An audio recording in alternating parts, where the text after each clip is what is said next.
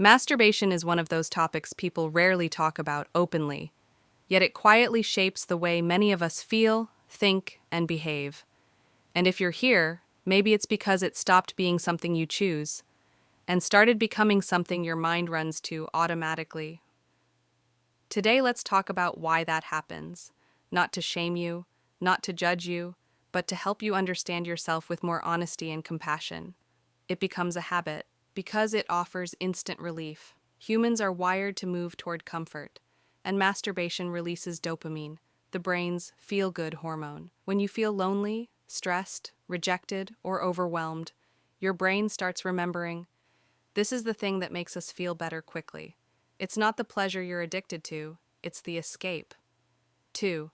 Because your mind connects it to emotional protection. For many people, especially those who grew up without affection, approval, or emotional safety, masturbation becomes a private world where no one rejects you, no pressure, no judgment, no expectations, just control and temporary comfort. But comfort is not connection, and the brain confuses the two. 3. Because dopamine works like a loop. Every time you masturbate for comfort, your brain learns the pattern deeper. Stress, urge, release, relief. Over time, the brain stops asking you if you want to do it. It simply starts doing it, like opening the fridge when you're not hungry, or scrolling TikTok when you're not bored. It's not you, it's the loop, and loops can be broken. 4. Most habitual behaviors are not the problem. They are a symptom. You don't crave the act itself. You crave what it represents. Comfort, connection, intimacy, distraction, dopamine, escape, numbness.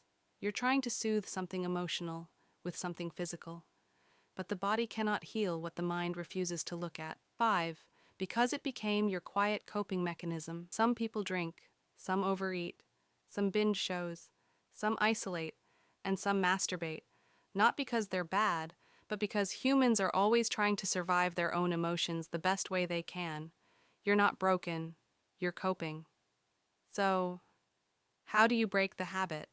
Not by fighting the behavior, but by understanding the emotion beneath it.